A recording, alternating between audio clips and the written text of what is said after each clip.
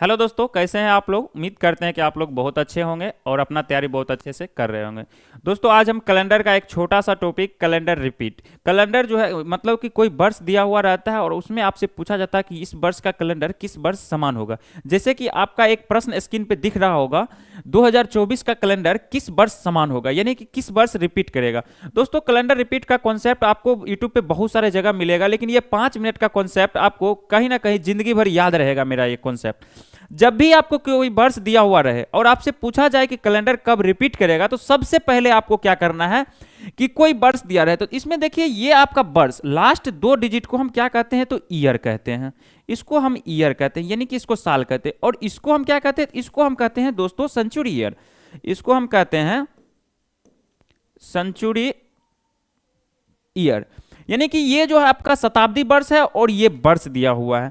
आपसे पूछा जाए कि कैलेंडर रिपीट कब करेगा, तो वर्ष में आपको 4 से भाग देना है, यानी कि 2024 में जो है 24 में आपको 4 से भाग दीजिएगा। अगर आप 4 से भाग देते हैं तो उसमें जो है आपका रिमाइंडर बचेगा।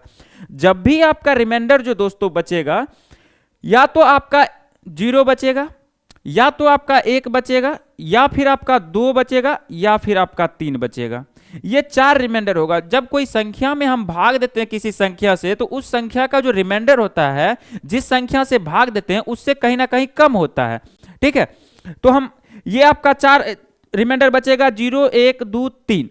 जब भी आपका रिमाइंडर आपका 0 बचेगा, तो उसमें क्या करना है कि आप 28 साल को ऐड कीजिएगा, कैलेंडर रिपीट हो जाएगा। यदि आपका रिमाइंडर 1 बचता है तो उसमें आप 6 से भाग दीजिएगा, तो आपका जो है 6 प्लस कीजिएगा, तो उसमें जो है आपका कैलेंडर रिपीट। यदि आपका 2 या 3 रिमाइंडर बचता है तो 11 साल को ऐड कीजिएगा, आपका कैलेंडर रिपीट हो जाएगा। ठीक है, ये आपका मात्र ये छोटा सा ये कॉन्सेप्ट है। ये कॉन्सेप्ट यदि आपको याद रहता है तो कैलेंडर रिपीट का कॉन्सेप्ट का कोई भी क्वेश्चन आपका होगा, आप 2 मिनट के अंदर बता सकते हैं। ठीक है, अब हम चलते हैं प्रश्न की तरफ। और प्रश्न आपसे ये कहा जा रहा है कि 2024 का कैलेंडर किस वर्ष समान होगा। तो सबसे पहले 2024, देखिए 2024 को अगर हम देखते हैं, इसमें अगर हम 4 से भाग देते हैं तो 24 में 4 से भाग दीजिएगा तो 6 मार्च में कट जाएगा। यदि 6 मार्च में कट जाएगा तो रिमाइंडर, यानी रिमाइंडर का कहने का मतलब होता है ये हो गया शेष। आपका शेष क्या आ रहा है, तो 24 में 4 से भाग दीजिएगा तो शेष आपका 0 आएगा, उसी को हम लोग रिमाइंडर कहते हैं।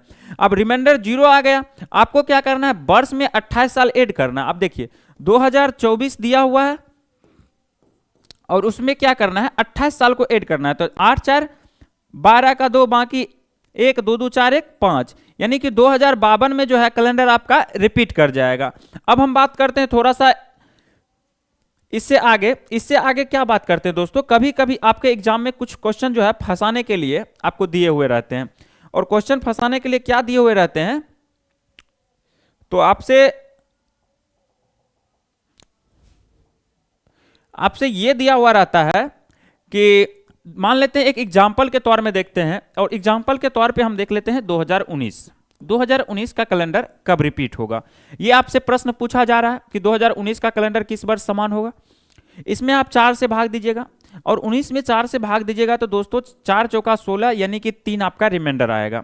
3 आपका रिमाइंडर आएगा, और जब भी 3 रिमाइंडर आएगा तो उस वर्ष में जो है आपको 11 ऐड करना होता है। तो 2019 जो है और उसमें 11 को ऐड कीजिएगा तो ये आ जाएगा आपका 2030। होता क्या है दोस्तों कि 2030 आपका ऑप्शन में नहीं देकर आपको क्या करता है, फंसाने के लिए 2030 में फिर से 11 आपको ऐड करने के लिए बोलता है। यानी कि 2030 ऑप्शन में ना देकर आपका जो है 2041 ऑप्शन में दिया हुआ रहता है। तो उस टाइप के प्रश्न में आपको चेक करना होता है कि आपका जो है रिमाइंडर जितना बचा है, अगर पहला बार में रिपीट नहीं किया, मान लेते हैं कि ये पहला बार 11 साल जोड़े, अगर रिपीट नहीं किया, ऑप्शन नहीं दे रहा है, तो आप एक बार फिर से ऐड कीजिए। अगर उसमें भी नहीं है, अगर डिफरेंस यानी वर्षों का जो डिफरेंस है कहीं ना कहीं ज्यादा होगा, तो उसमें आप 2 बार 3 बार ऐड करके भी चेक कर सकते हैं। तो इस टाइप का भी प्रश्न आपसे पूछा जाता है एग्जाम में। उम्मीद करते हैं कि ये 5 मिनट का सीरीज आपको अच्छा लगा होगा। तो अगर अच्छा लगा है तो आप हमारे चैनल को सब्सक्राइब जरूर करें और वीडियो को ज्यादा से ज्यादा शेयर करें।